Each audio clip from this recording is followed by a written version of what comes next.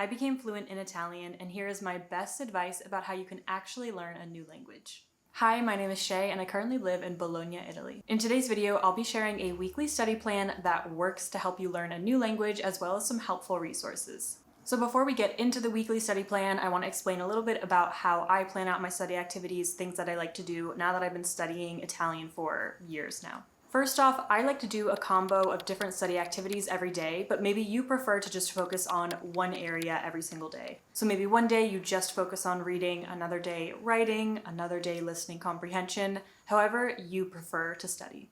I found the activities that I enjoy doing, but I also make sure to not avoid the tough stuff. So certain grammar concepts that I would rather not study, you still have to fit those in as well. So figure out how you learn best and what study methods are most enjoyable for you. Also, try to stay positive and realistic with whatever plan you come up with. Each day of this study plan probably comes out to be about 30 minutes a day, but of course you can always do more or less depending on your schedule. So let's jump into the 7-day plan. Day 1, we'll be focusing on reading and reviewing some new vocabulary words. By now, I can read books in Italian and I really enjoy it, but if you are a beginner, I would read a short story or a children's book.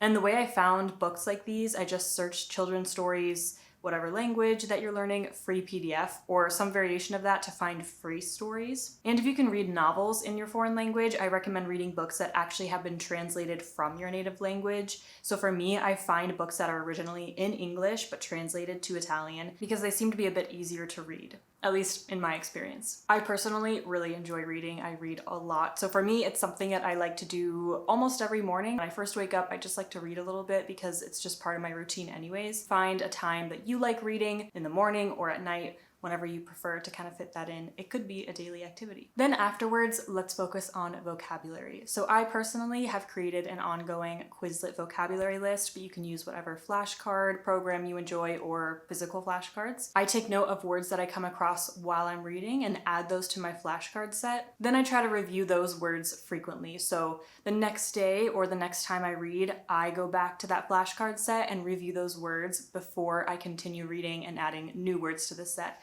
So you want to make sure that you're actually reviewing these words and not just adding them and never looking at them. And as far as vocab review, honestly, 5 to 10 minutes is fine. You don't need to be doing 30 minutes of vocabulary review.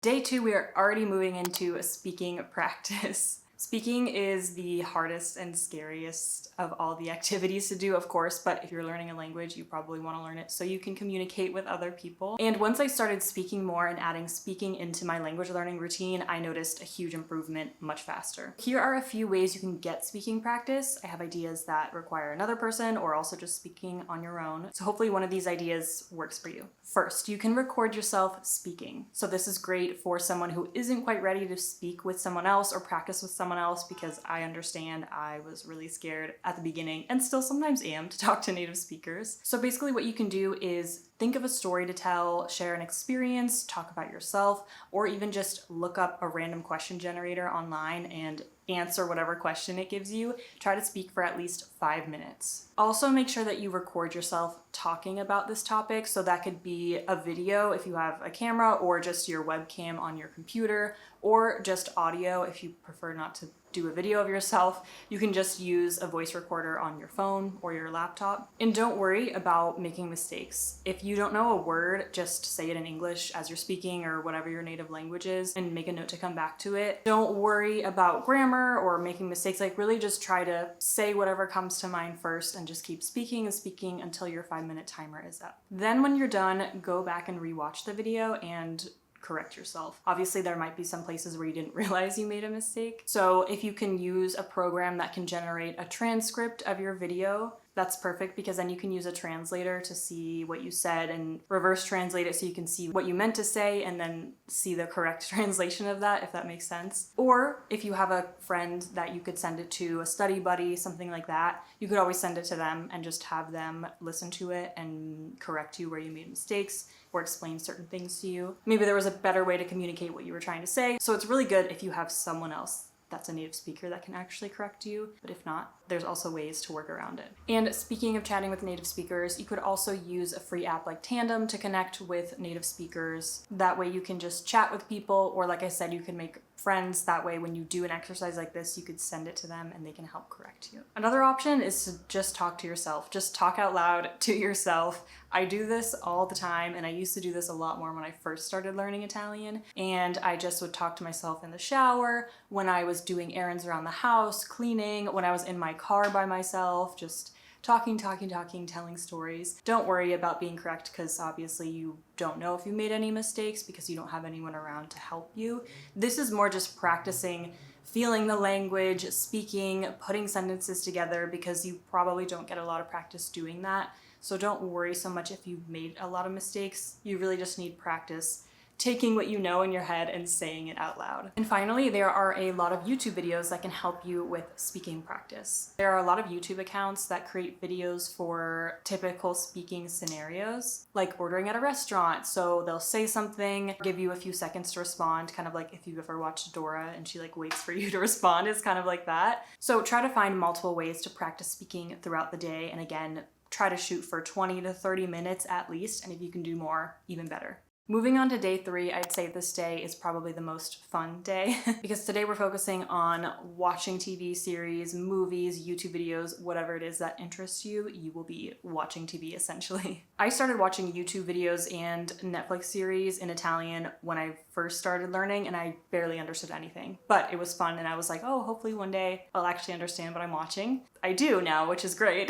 Now, when I watch these series or I watch YouTubers, I find it so enjoyable because I can understand everything. And actually now I feel like I watch way more Italian YouTube than I do English YouTube. So if you're just starting out or you're more intermediate but you still kind of need help, you can't fully understand everything when you're watching TV series, my favorite resource that I use is LingoPie. LingoPie is suited for any language learning level because you can add dual subtitles, so you can see both English and your target language at the same time while you're watching, or just choose one. And you can also adjust the speed of the show, so if the actors are talking really quickly, you need to slow it down a little bit. You have the option to do that, and it doesn't distort the audio or sound weird. Also, the part that really drew me to LingoPie in the first place is that you can click on a word for an instant translation right then and there, which is so much better than stopping the show and searching for the word somewhere else, because I used to do that all the time when I first started watching Netflix series in Italian, and it was so annoying. Keep stopping the show and looking up the word somewhere else. Then remember how I told you to take note of new words while you're reading? Luckily, LingoPie just automatically adds these words that you clicked on to a flashcard set, so you don't really have to do any work. You already will have all of the words that you looked up while you were watching saved to a set, so that way you can easily review them or go back to them whenever you want. So usually what I like to do is every time I watch the next episode of a TV series, I just review those flashcards first. That way I can make sure that I'm always going back and reviewing them again. And if you already watch Netflix series or movies in your target language, but you've just been using Netflix and obviously it's not catered to language learning, LingoPie is perfect because it actually connects with Netflix. So you can use all these things that I talked about while you're watching your Netflix shows. And if you need some Netflix series recommendations in Italian, I do have multiple videos about this. So if you don't know what to watch, I got you. And you could actually try it today. So if you're already ready to get started with this weekly study plan, you can start using LingoPie today or this week, because if you click the link in the description below, you'll get a 7-day free trial. So you might as well just try LingoPie when you're doing this day of watching TV series, movies, whatever it may be. Give it a try, and if you enjoy it, then it's a perfect resource to add into your weekly study routine anyway. But in regards to watching TV series, YouTube videos, I just love doing that anyways, so I don't really dedicate one day to it. I watch YouTube videos pretty much every day of the week. Yesterday we had a fun day, and now day 4 is grammar day, which is never fun. I know, I avoid it a lot too, but it's something that you just need to do. You need to practice. It doesn't have to be the only thing you do, but you still need to understand grammar. I recommend just having one grammar workbook. I don't like to overwhelm myself with too much. I think it's really tempting to buy a bunch of books because you think if I just use all these books, of course I'm going to learn the language. Quality over quantity.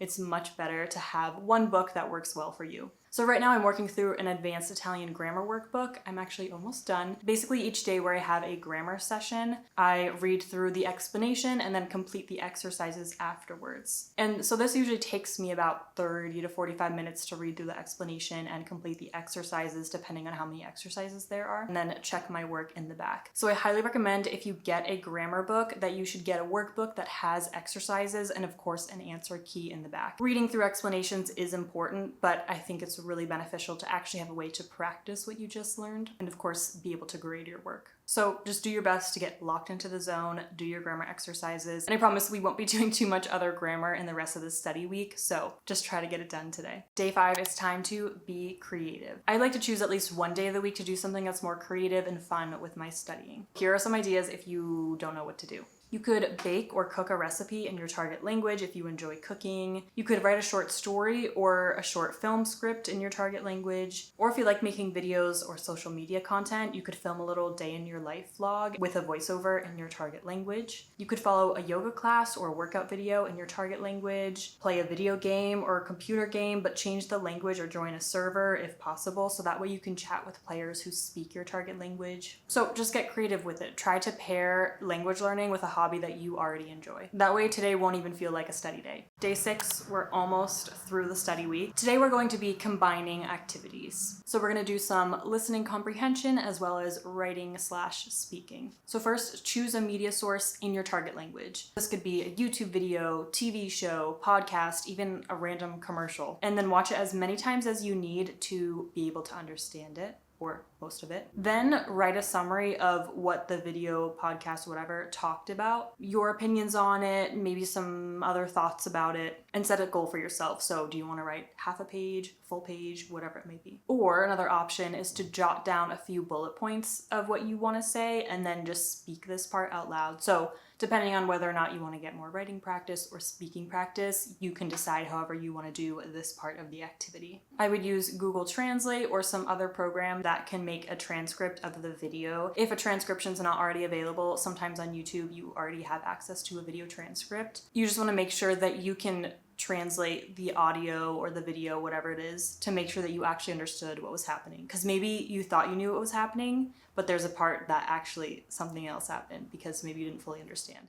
Finally, we made it to day 7, and day 7 will just be a review day. So review some of the concepts and things that you did this week. Also review the new vocab words that you added to your Quizlet or flashcard set. So just for a few minutes, go through and quiz yourself on those. Also try to search a few more free practice exercises online of the grammar topics that you covered. So it's really easy to just type into Google whatever the grammar topic is, free exercises, online exercises, whatever it may be. And usually you can actually find a lot of free sites that have ways you can keep practicing. You can also go back and reread the stories you wrote, the videos you recorded of yourself speaking, and review the mistakes you made or give it another shot. And you could even keep a language diary or a journal to keep track of what you did this week. And also just take note mentally or physically of activities that you actually enjoy doing. That way you can get better at building a weekly study plan that you actually enjoy and motivates you to keep learning.